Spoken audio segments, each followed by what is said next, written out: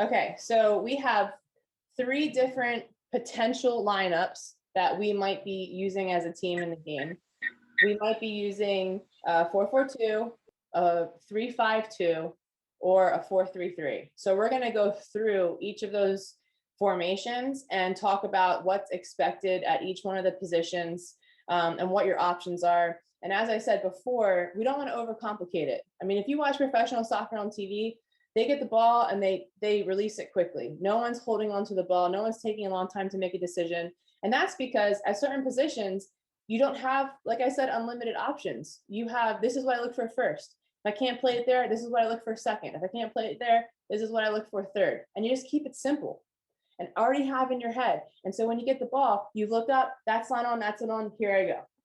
It's easy decision. Keep it simple for yourself. Okay, so everybody can see the board well? Yes? Okay. I'm going to, just in case any of you guys have me on, there we go. I'm going to blow me up in case you guys have the little screen. Okay. So we obviously play the flat back 4, but even though we call it a flat back 4, we're rarely flat when we're defending because it all involves covering and working together. Okay. So the easiest way to explain this is if we were to divide the field straight down the middle and then divide each one of those halves in half, we'd have 4 long quarters. Okay. Each one of the defenders is responsible for their zone. Okay. So there's no reason why this defender should be over here in this defender's zone. The only reason we shift is if a defender engages. So if the other team is bringing the ball down the field here, then this defender has to step up and actually defend the ball. Once they defend the ball, they can't cover the space in their zone anymore. So they are no longer responsible for this quarter of the field, their zone that I just divided out. All right. And how we handle that is as this player steps to the ball, all 3 of the other backs shift over and they cover each other's zone. And we leave this zone wide on this side open. Okay. Now, if they have a player that's sneaking forward or someone who's tucked out wide that needs to be covered, then whose job is it to drop back and cover that person? Anybody, feel free to unmute and give me that. Middies. Yes, the outside mid. The weak side outside mid has to drop back and cover that zone if our whole back line has to shift over. Okay. Now, the worst place to get beat in the back line is down the middle, and it's so easy for 2 reasons. Okay, number 1, there's a miscommunication between the 2 center backs on who defends. Anytime the ball is coming down the field and it's kind of like in the middle here, it can be confusing on which one is supposed to go because it's kind of hard to tell sometimes which one your zone is. So first off, we need really good communication, okay? And then secondly, once this person steps up, if they step up to the ball, it's going to leave a huge hole right down the middle behind them. And if the other team can sneak a pass in to somebody running through, then we're in trouble. So it's very important that as this person were to step up, these 2 players, the outside back and the center back next to them, like squeeze behind them. Okay. Because remember, if this person squeezes all the way in here to cover, all right, and prevents them from playing a pass right down the middle of the field, down our gut behind our defense, that is a way safer play for us to tuck in, protect the more dangerous space, then force them to play it wide here. And what's a team going to do when they get the ball out wide? Nothing. I mean, it's not, I mean, they can take it down and cross it, whatever, but getting a pass out wide here is way less dangerous than a ball that goes right down the gut behind our defense. Okay. And touching on behind the defense, we want to make sure always our number 1 priority is that the other team is playing in front of us all the time. We don't want them behind us ever. This is the dangerous space. All right. So for example, if you see that a player, another team here is about to launch a ball forward and our back line is pushed up all the way here, as soon as they take that touch and signal to us that they might play that long ball, we all drop back. Because it's so important that we protect this space behind us. Okay. We let them pass in front of you all day long. They're not going to score that way. Okay. And we get greedy and we want to win the ball. So we just step that one time and then we're in trouble because you step and then they get through and then they get their shot. Okay. So play it safe, keep them in front of you, and that's our back line there. Now we're going to talk about attacking, that's defending, attacking out of the back. Okay, our center backs, very rarely, and it does happen, there's going to be definitely times when you just have to get it forward because you don't have anybody to pass to, and it's better to just get it out and be safe. But generally, our two center backs here, you should not be playing the ball up the gut of the field. This is a dangerous area to lose it and then have them come right back down at us. So center backs, your first option when you get the ball is to look wide. Wide to an outside back, wide to an outside mid. Okay. And then we let these players start the attack for us. We let them get the ball forward because getting the ball forward down the line is a lot less dangerous than trying to get the ball forward from center back. Not to say that, hey, you might get a time where you see someone making a run and it's clear to play the ball, go for it. Generally, your first option is wide. Second option would be to the center mids because these players are the connectors of the game. Okay, they're not traveling players that can just run wherever they want. Our center mids are central. They should always be center and they should be supporting anyone who has the ball. So the ball's over here. How can we help you? How can we help you? How can we help you? But they're staying in the middle the whole time, supporting everybody. So center backs, as a second option, you can use the center mids as your connectors to say, get it wide for you. All right. They can then play that ball wide if you can't. So let's say our center back here has the ball. There's a forward on the other team blocking the pass. You can play to the center mid, let them play it wide for you, and you guys just play around that player together. Okay. And then wide, center mids, and then last option, you can look forward or just get the ball out because we don't want to play a dangerous. We don't want to risk losing the ball. So if you think you might lose it, then just play a safe ball out. Okay. Next position, outside backs. When you get the ball, first thing you're looking for is a forward making the run. Okay. So we're going to get into forward runs in a second, but this is the first option right here. Can we get it to the forwards? And this is going to be kind of what we're talking about for the most part now, because our forwards are our goal scorers. They're the players who are closest to scoring position. And even if they can't score, the goal is we want to get the ball as high up the field as possible. So forwards, if you can do nothing but just settle the ball and drop it back to a midfielder right here. So if our forward got to get the ball and the center mid came under, like I said, hey, how can I help you? You're there to help everybody. Okay. So the forward gets the ball and our center mid is right underneath of them to receive that drop pass. Now look where we have possession all the way up here on the field. Okay. So forwards, you are the best positioned player to help us advance the ball down the field. Not just because you're the closest to the goal and goal scoring position, but also you're the highest up the field to help us just get the ball out of our end and then build the attack from a higher position. Okay, so number one option, if we can find it, is our forward from the outside back position. Number two option is to play through the midfield and let the midfielders then connect it up to the forward. Number three option, if you can't play it up the field, you can't connect it through the midfield because most likely the side is just too congested. The game has shifted over here. There's too many defenders. Now we look to swing the ball across the back to the other side and see if we can attack down the other side. Okay. Finally, last option, do not lose the ball in this part of the field. Just boot it up the field. Obviously, you want to play possession. I'm not encouraging you guys to just kick it down, but if you can't keep the ball, it's better to kick it up and then us lose the ball in this spot than you lose the ball right here in front of our goal. Okay, is everybody with me? Yeah? Okay. I hope you guys are listening, so I'm going to quiz you guys on this in a little bit. All right, so let's move on to our outside middies. Outside middies. This is an interesting position. And this is really, I want you guys to listen really closely here, okay? Because part of your decision making depends on where you are on the field. And it's not the same for, it's really like only a couple positions on the field that have to deal with this, okay? So we break up the field into three thirds, our defensive third, the middle third, and the attacking third, okay? Outside middies. If you get the ball in the middle third or the defensive third, okay, you should be, number one, looking to play it to the forwards, okay? If you can't play it to the forwards, can you play it to a center midi that can help us connect it? If you can't play it in, then can you drop it back to the outside back and let them try to play it up, or let them swing it across the back? So really easy outside middies. When you get the ball, like, you literally just have to look up.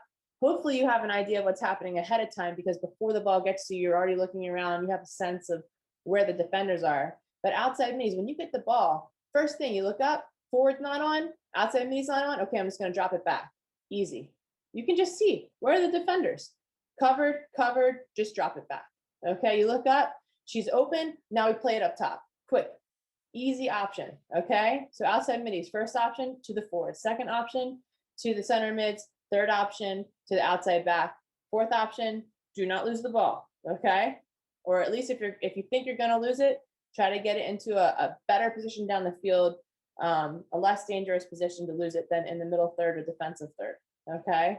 And one thing to think about for outside middies is your first option is to find the forwards, but a great run, and we've seen Ella make this run a million times, is not always just the run to the feet to get a pass to your feet, but also that this ball down the line. When you get the ball, a lot of times it's on to play a straight ball down the line and let the forwards just cut over and run onto it. So that counts as looking for the forwards on your first option. Okay. Now, this position will change as we get into the attacking third, because we want you to be dangerous outside middies. Okay. If you have only one to beat, listen, I don't even care if you lose the ball. I want you to try to be dangerous. If you have one to beat and you're in the final third of the field, take them on and try to get a cross off. Okay. Your first option is to make yourself dangerous if you think you can. But how do you assess that? You look up, one to beat, go for it.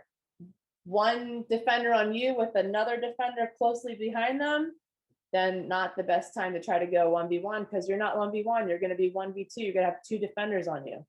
Okay, so your first option, if you can, once we get to the attacking third, outside middies, is to look for the cross. Second option is to find a forward. Third option, center mid. Fourth option, drop it back. Okay, easy. It's the same options as we talked about here, except the only difference is the first thing you're looking for is to make yourself dangerous if you can. Okay.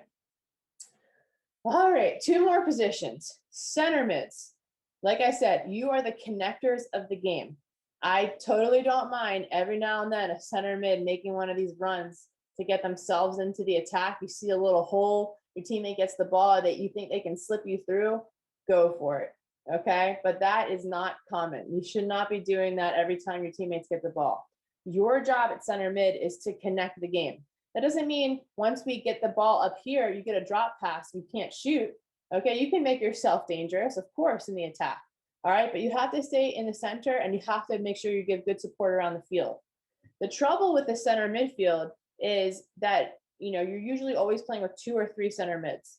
So number one, you have to make sure that you support in a way that doesn't impede other players from their options. So let's just say our outside back gets the ball here. The center mids come over to support. And when you come to support, you're right here. And what are you doing? What are you doing wrong right here? Who can tell me that? If a center mid comes over to support the outside back and they're right here, what are you doing wrong? Don't be shy. Just unmute. Drawing your defender. Yes. What else? No, I mean, drawing a defender, you're always going to have somebody on you in the center mid. So you need to learn how to deal with pressure. There's a bigger problem here. If you're coming here, what's the main issue? Blocking What? the forward. You're blocking the forward. Exactly. This person's first option is not you. It's to play the forward. And if you come here and you block the passing lane to the forward, you're preventing us from getting the ball into the attack possibly. So you need to make sure as you support the ball that you're not impeding other players from doing what they should be doing when they get the ball. All right, so center mids, maybe you come over here and you support a little bit more from the inside, so you leave that passing lane open, okay? And then we have 2 center mids. So on occasion, you're gonna end up with 2 center mids both supporting on the same side, but not usually. All right, so center mids, we have 2 rules, okay? You have this rule, okay? So, ooh, can I get my hand in there? all right, this rule here, all right, where we don't cross over to the same side of the field. And we have this rule here, where we don't both go up or both go back. Okay, so one person supports and then the other person's an outlet here. Okay, one person attacks, one person holds. We're never both going to be up, both be back, or both be over here, or both be over here. Because what's going to happen is this person's going to check in, they're going to get this pass. They need you here to help them switch it. Maybe they can't play the ball all the way across. They need you to help them switch it over there. And if this person gets the ball here, where could you possibly go in here that you would be helpful? You would be blocking the forward, like in the way of the outside mid, or just bringing congestion over to this side of the field. Okay, so you have to make sure that you balance each other out. All right, and super dangerous is, whoa, sorry. I'm getting worked up here. Super dangerous is when both of our center mids end up high and then they get the ball punted and our midfield is just open.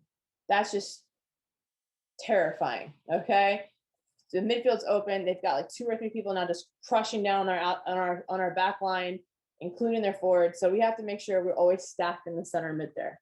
Okay. All right. Last position in the 4-4-2, we've got our forwards. All right, forwards. This is, I mean, I was a forward like all growing up, all through my professional career.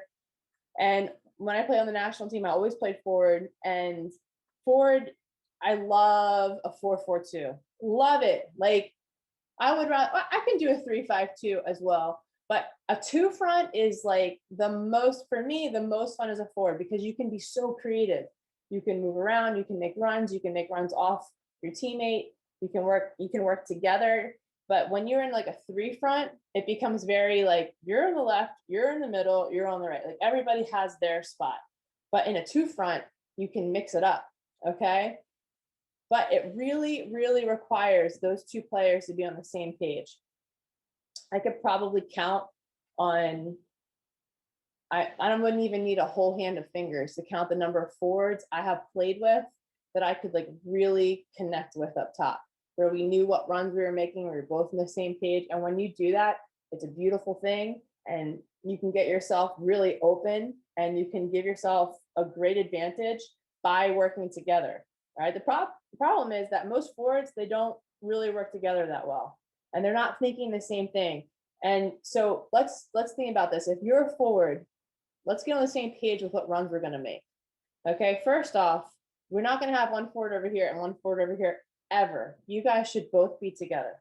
The ball's on this side of the field, you guys need to shift this way. The ball's on that side of the field, you need to shift that way. Okay, that being said, if the ball's coming over here, I don't want you guys already where you want to make the runs. As a forward, you never want to be already where you want to receive the ball before they pass it to you. It's all about timing. You want to get there at the same time that the ball arrives. Okay, so if this player gets the ball and you check in right away, they still have to trap it. They still have to look up and see you, and they still have to make the pass. The ball has to travel to you. So a lot of times the player will make the ball, the forward will make the correct run. They'll just get there 3 seconds too early. Those 3 seconds is all it takes for you to get covered by a defender. And then it makes it too difficult to play you the ball. Okay, so we have to look for cues. The cue is this. We can see what's happening here. The ball's getting swung out to the outside back. Okay, the cue we're looking for is that this outside back, number 1, has enough time that they can take a touch and look up and see you. A lot of times this player is going to be under so much pressure, they have somebody on them, that they're not going to see you, so don't make a run. They can't play it to you anyways. So you're looking for, number 1, does this player, once they receive the ball, have enough time to play it to me? They take a touch, they look up, that's your cue. Now it's a hard check. All right, you want to receive the ball on a sprint. I'd rather you make a 5-yard, like a tiny 5-yard sprint to get this pass than make and be 100% sprint. Then you run slower and then you end up like all the way back here, and by then you're covered and you're easy to mark. All right, we want to be explosive. So wait for this person, they look up, they see you, now it's a hard check. Okay, now this person's going to hard check back. This other person here, the second forward, is going to make a flat run across the back. And this is really important. 99% of the teams at this level are going to be also playing with a flat back. So if this person this person starts to make a diagonal run like this, then, or wait, we're going this way. If this person makes a diagonal run like this, they're going to be offsides immediately. All right, so this person checks in, hopefully pulls a defender with them, and then this person goes straight across. And then you have two options. You can either play it in the hole here where this player just left, or you could play it down the line and then this player can go flat. And then as soon as the ball is played, you're not off. As soon as they play the ball, you're not offside. So as soon as that ball is kicked, boom, you duck in and you go after it. Okay, so we're looking for the first runner in, the second runner across. Now, just because you make these runs doesn't mean they're going to play it to you. This person might look up and think, hey, that ball's not on. I can't get it there. So I need to play it wide. Okay. Or there's somebody blocking my pass. I can't find her. For whatever reason, this person decides they can't get it to you. Okay. So what do you need to do? You check out and we recycle our runs. You come towards the middle, you come back high again. And then this person who should be here because they just made this flat run across will then check straight back as a second runner. All right. So you just keep recycling your runs until they can play you the ball. Okay, so you check in here, this one goes across, you don't get it, you get out right away. All right, I like to call it the 3-second rule. When the forward checks in, you have 3 seconds. 1, 2, 3. You haven't gotten the ball yet. That means you're a sitting duck if you stay there. So you get out. 1, 2, 3, no pass, out, next person comes in. Okay, does that make sense, everybody? Yes? Cool. All right, that's our 4-4-2. 4-4-2. All right, no questions on a 4-4-2 before we keep going? No? All right, well, let's just go to the easiest one to change. And it's a, is this gonna work? Here we go. Okay, so we'll talk about 3-5-2. Center back, center mids, and our 2 forwards. Okay, so in a 3-5-2, a lot of this is very similar. I'm not going to have to talk about this for a while because a lot of it's very similar. Okay, our outside backs, you guys are going to have to tuck in. Okay, you can't be covering this whole space from a wide position. So you're gonna both tuck in a little bit closer. Okay, remember the more dangerous space is the middle of the field. Okay, so if you have to make a choice between tucking in and helping protect this space and letting them pass it out here, let them pass it out here. Tuck in, let them pass it out here. Okay, I love this formation because we get all this support in the midfield. All right, and that's the key, support. When we're on defense, if this outside back, or if this outside back has to shift over, the center back has to come over, and then this back has to come over, they are going to be so much farther shifted across the field than they would in a 4-4-2 because it's one less player, which means that this space here is going to be way more open and way more vulnerable for the other team to attack. So it's crucial now that our outside mid come back, and you're going to play in a 3-5-2 on defense. When the ball is coming down the field here, our outside mid pretty much becomes like a 4th defender. They become the new outside back.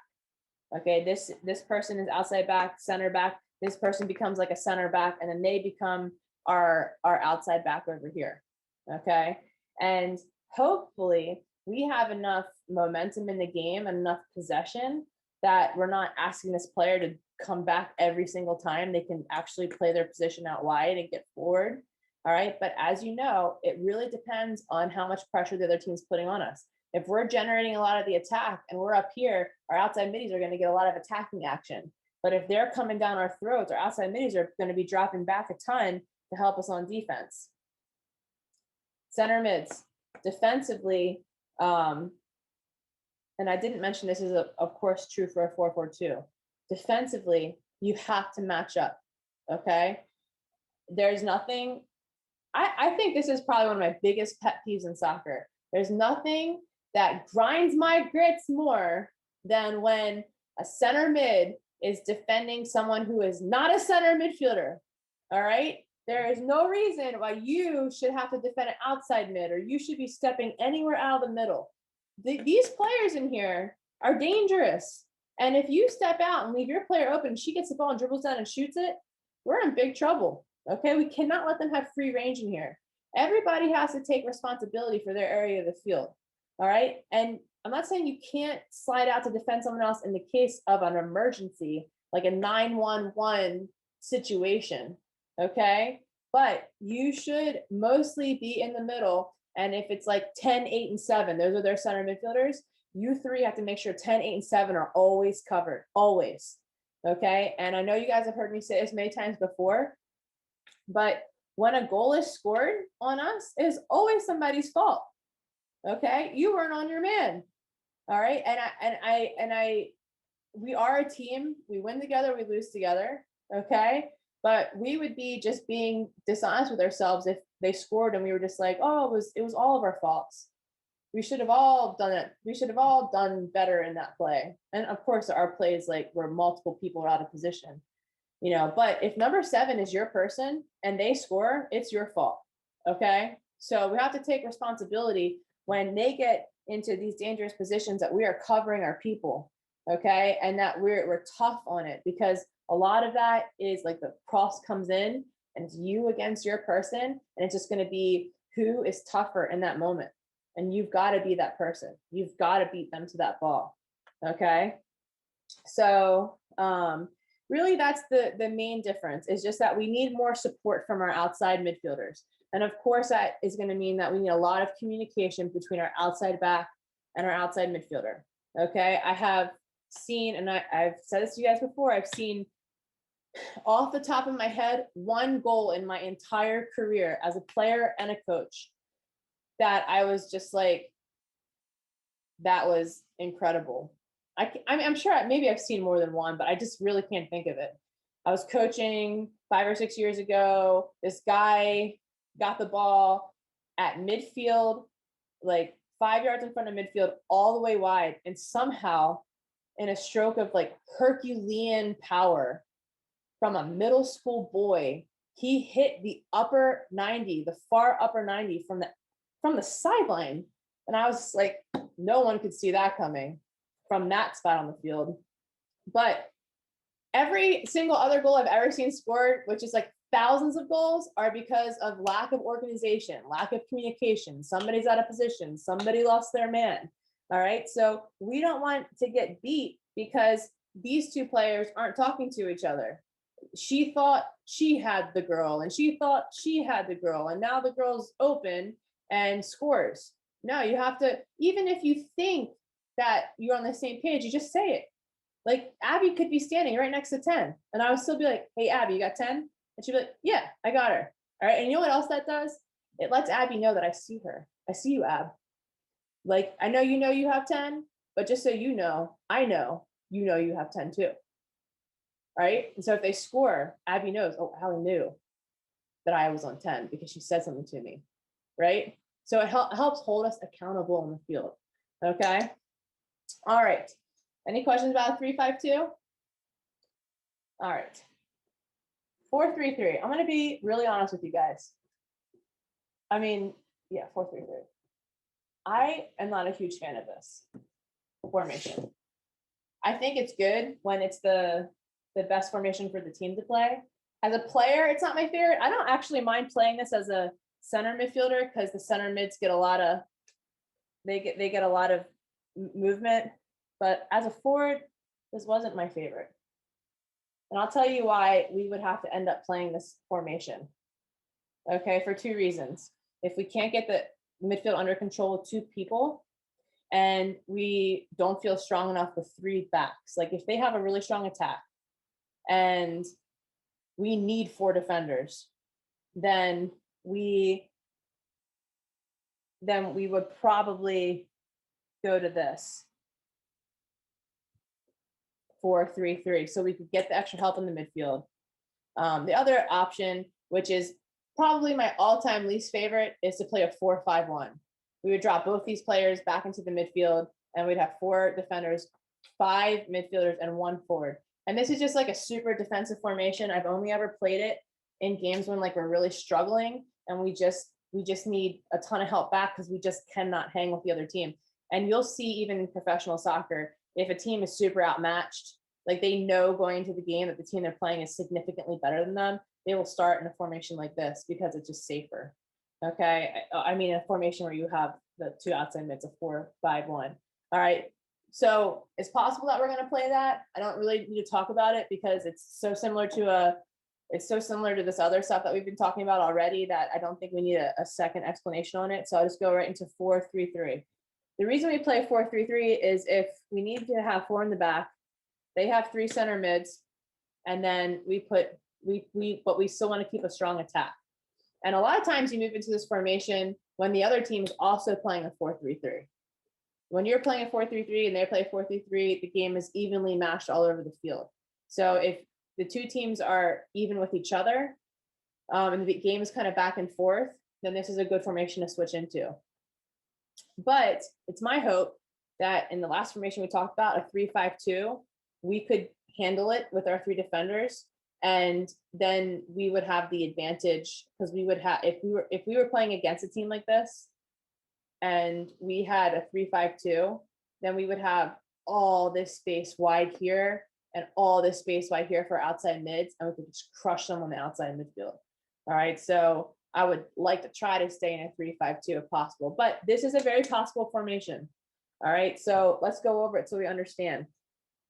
In a 4-3-3, the biggest communication on the field, everybody needs to communicate. Back line, you got to stick together, whatever. But the biggest communication errors that can occur are between the outside forward and the outside back. We want our outside forwards to stay up. They're forwards. We don't want them to come back like midfielders unless they have to. Unfortunately, in this formation, there are situations where they have to, because this is a huge space left open. And we don't want one of our center mids to have to slide out and defend in here and then leave a center mid open, like I said before. That is the last thing we want to happen. You guys have your hands full. You don't need to be sliding out and marking people in this area. So you guys have to talk about how you're going to get, if there's a player hanging out here, how are you going to get that player covered? If this player doesn't have, if our outside back doesn't have anybody and they have somebody hanging out here, then you can say like, I got her, like just let her go. When she comes closer to you, you can pick her up. She's not that much of a threat yet. And you're not marking anyone anyway, so you can pick her up.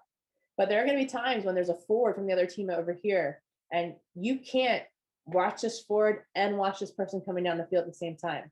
We don't want to end up 2v1. That's when you need to call this person back. So there's a lot of communication needs to happen between these two players in this position. Okay, the options are the same everywhere on the field. Our options are the same. All right, outside forwards, like outside mids, you guys are back here. You're looking to, knock it around. If you're in the attack, your first option is to make yourself dangerous. This is a very 1v1 formation. That's another reason I'm not a huge fan of it. I mean, probably shouldn't tell you guys that, because what if we end up in this all season? But the thing about 3 forwards is you end up in your zone, like in your area of the field the whole time. Every time you get the ball, it's going to be you against this outside back. And it's going to be who can win that battle between the two players. And if you can win it more than they can and get crosses and shots and be dangerous, then we're probably going to win the game. Okay. And it turns it into a situation where this person's wide here looking to get balls down the line and make themselves dangerous. This person doing the same thing on this side. And then the only person we have actually showing or making any runs is our center forward.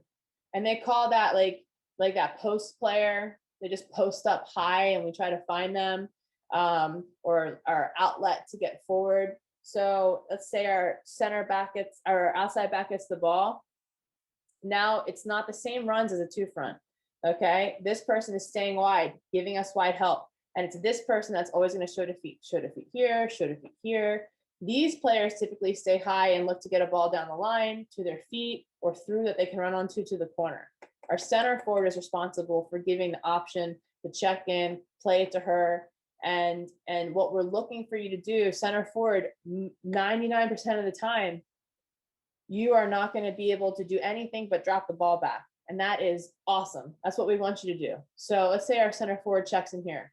The outside back plays her the ball. When she receives the ball, just hold it, drop it back to a midfielder. Midfielders, make sure you're there to support. And watch this. Here comes the ball. Up, drop back, through to our outside forward who's making that run.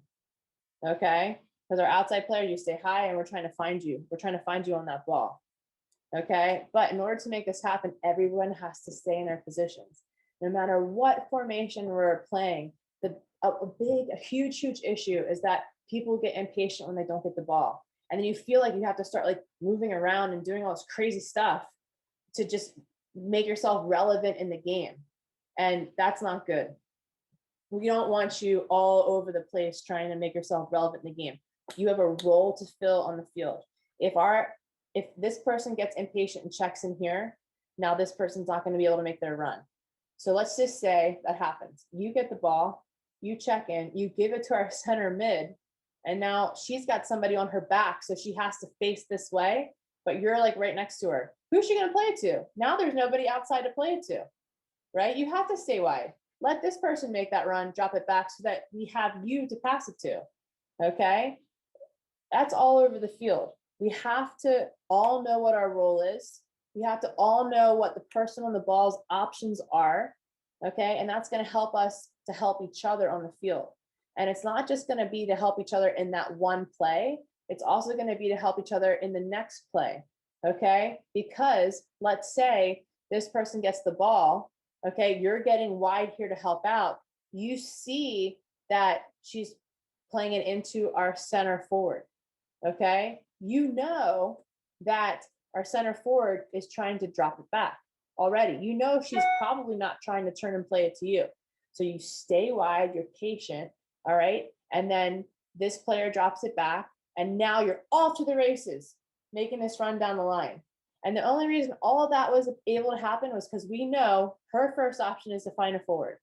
Her first option is to drop it back. Her first option is to find you out here, okay? So if we all know what everybody's trying to do on the field, then we can all get where we need to be ahead of time to make ourselves dangerous as a team, as a unit, and attack together and give each other the proper options. Does that make sense, everybody? Yes? Okay. Any questions? Okay.